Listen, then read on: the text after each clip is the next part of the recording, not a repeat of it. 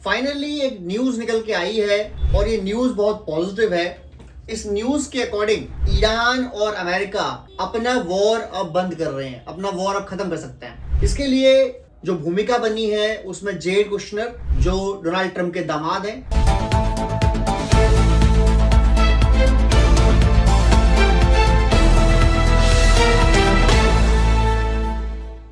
Hello friends, finally एक news निकल के आई है और ये न्यूज बहुत पॉजिटिव है।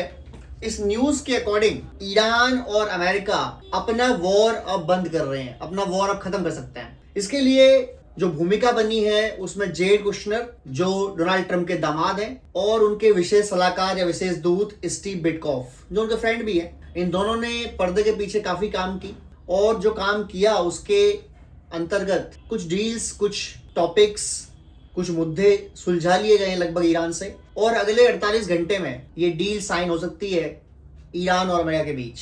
इस डील के अंदर एक सिंगल पेपर जिसको बोला जाएगा मेमोरेंडम ऑफ अंडरस्टैंडिंग, उसमें लगभग 14 पॉइंट ऐसे हैं जहां पर ईरान और अमेरिका एग्री कर रहे हैं और उस एग्रीमेंट के अंतर्गत ये वॉर रुक सकता है। ये न्यूज दी है एक्सियोस न्यूज एजेंसी ने और इसकी न्यूज काफी ज्यादा ट्रस्टेबल होती है, इसलिए बहुत से लोग इस पर ट्रस्ट कर रहे हैं। और ब्रेंट का जो भाव है, जो क्रूड ऑयल का प्राइस है, वो एकदम से इस न्यूज के आने के बाद $108-9 पर बैरल से सीधा $101 पर आ गया, यानी तकरीबन 8% गिर गया जस्ट एक घंटे में। और बाजार के लिए तो जाहिर सी बात है पॉजिटिव न्यूज थी, तो पॉजिटिव काफी सारी चीजें हुई। और अब जो देखा जा रहा है इसमें कि अगले 48 आवर्स में ईरान इस पर क्या प्रतिक्रिया देता है। हालांकि जो पीछे 2-3 दिन में चीजें हुई उससे आइडिया लग गया था कि कुछ ना कुछ तो चल रहा है पीछे।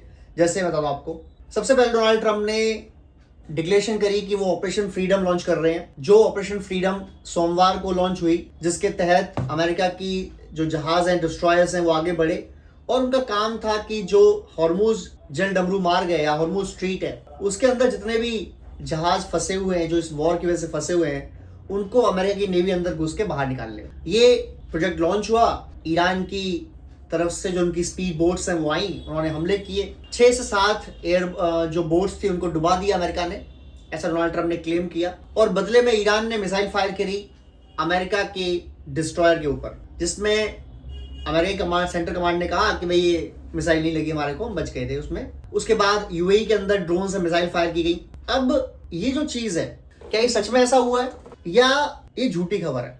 दूसरी बात, अब डोनाल्ड ट्रंप जैसे ये चीज हुई, एकदम से क्रूड ऑयल प्राइस में आग लग गई, लोगों को लगा कि फिर से वॉर भड़कने वाला है और अमेरिका ने धमकी भी दे दी। डोनाल्ड ट्रंप ने खुद कह दिया कि ईरान ने अगर हमारे जहाज पर हमला किया तो हम ईरान को नक्शे से मिटा देंगे। इसके बाद लगने लगा कि भैया वॉर होने वाला है और शायद अमेरिका मिसाइल दाग दे, मिसाइल फायर कर दे।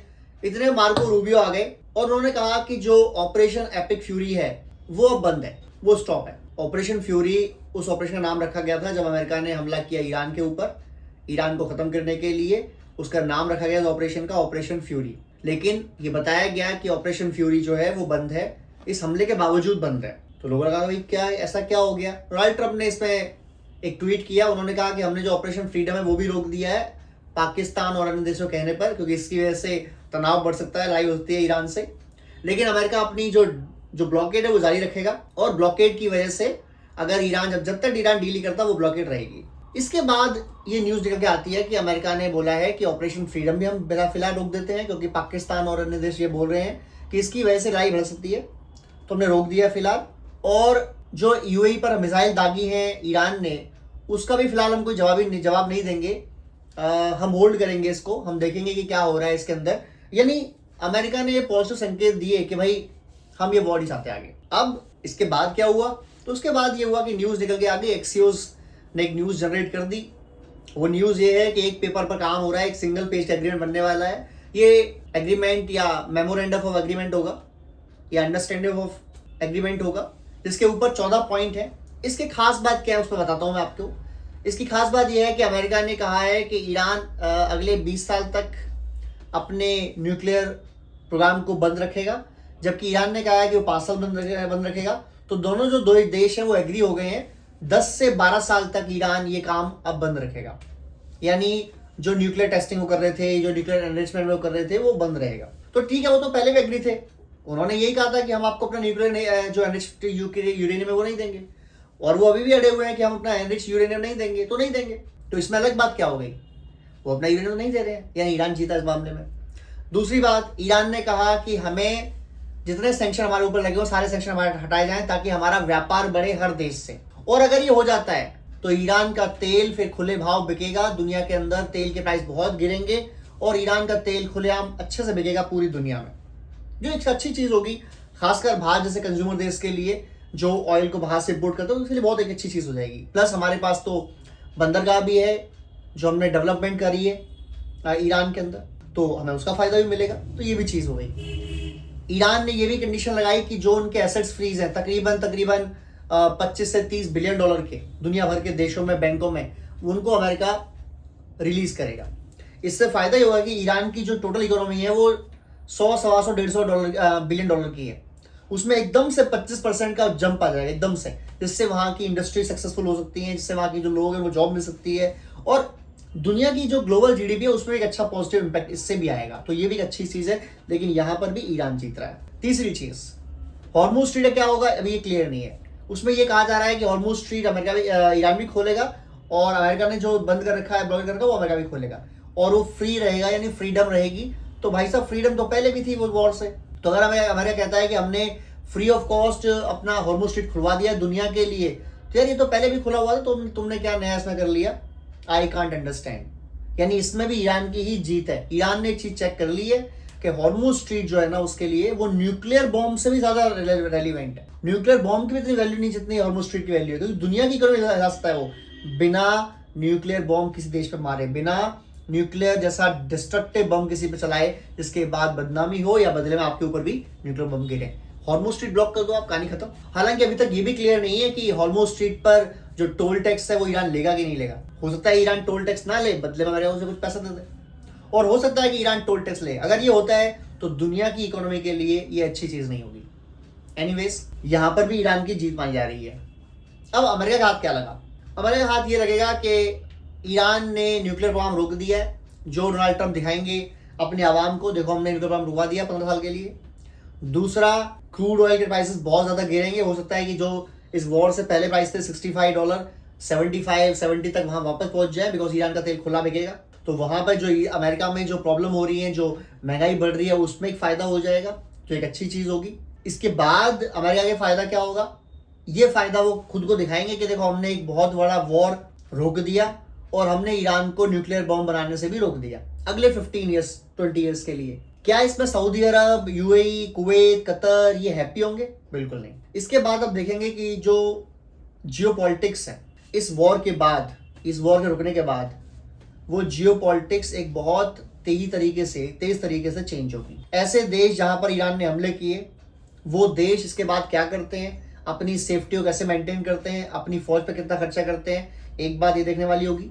दूसरी बात देखने वाली ये होगी कि अमेरिका के पास क्या वो वैसे ही रहेंगे, वैसे ही उनको चलने देंगे, क्योंकि जिस अमेरिका ने उनकी सेफ्टी को ना ध्यान रखते हुए हमले रुकवा दिए, वॉर रोक दिया, और अगर ईरान का हॉर्मुज स्ट्रीट पे कंट्रोल है तो कल को सऊदी अरब के सारे कंट्रोल भी ईरान के पास आ जाएंगे, यूएई के सारे कंट्रोल भी ईरान के पास आ जाएंगे।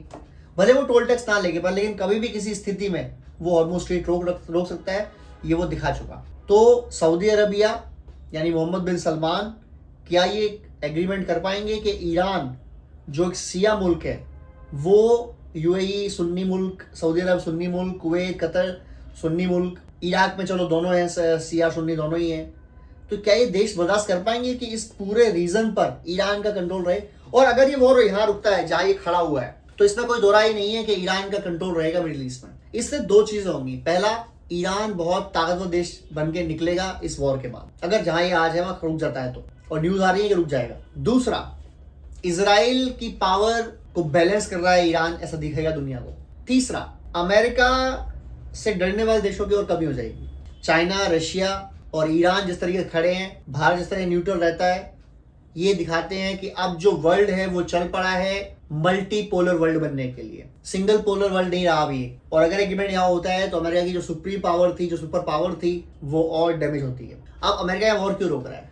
1 नवंबर में इलेक्शन होने हैं, इलेक्शन से पहले वॉर रुकना चाहिए। वॉर रुकने के अलावा प्राइस क्रूड के, पेट्रोल डीजल के डाउन होने चाहिए। ईरान का जो न्यूक्लियर एसेट्स प्रोग्राम है वो रुकना चाहिए, तो अमेरिका के डोनाल्ड ट्रंप के लिए शायद फ़ायदा हो, शायद ना भी हो, क्योंकि अगर यहाँ रुकता है तो शायद उनकी जो प्रतिद्वंदी हैं वो बताएंगे कि भाई इन्होंने जो है जहाँ वॉर रोका है यूएस हार गया।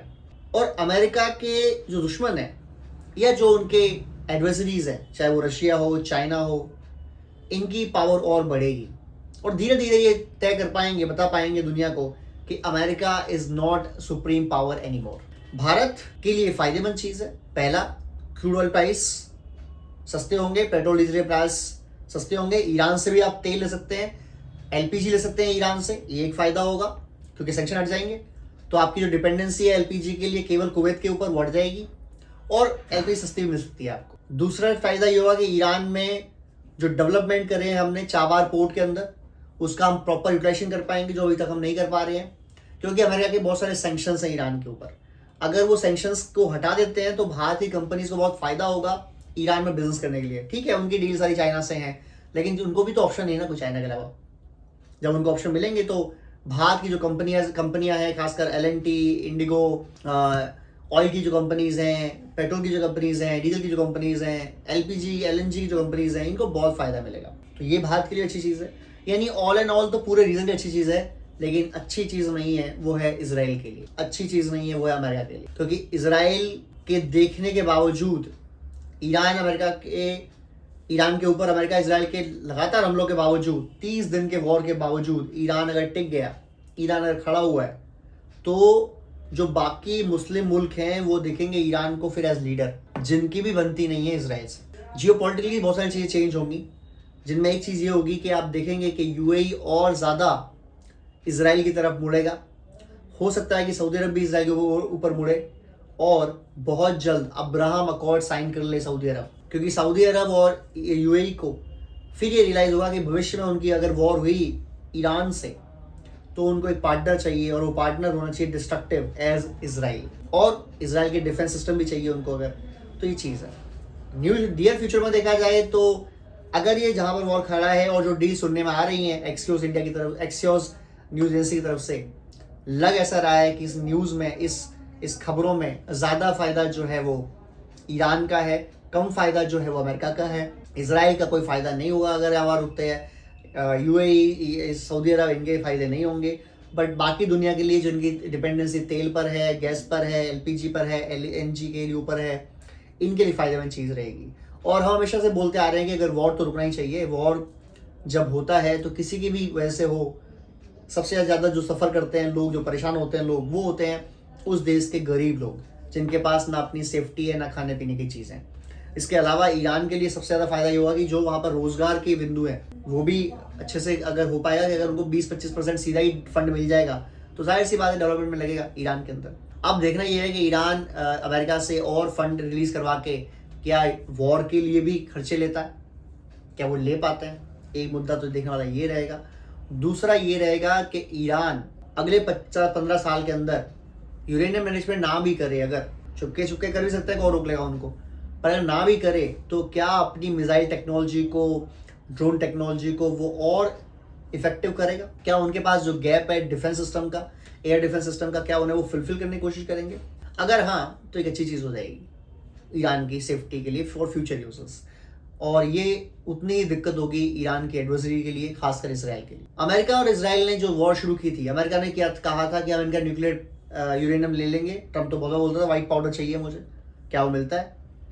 दूसरा, अमेरिका ने कहा था हम इनकी रिजीम चेंज करेंगे, तो रिजीम चेंज तो हुई नहीं है, वो एक प्रॉब्लम है।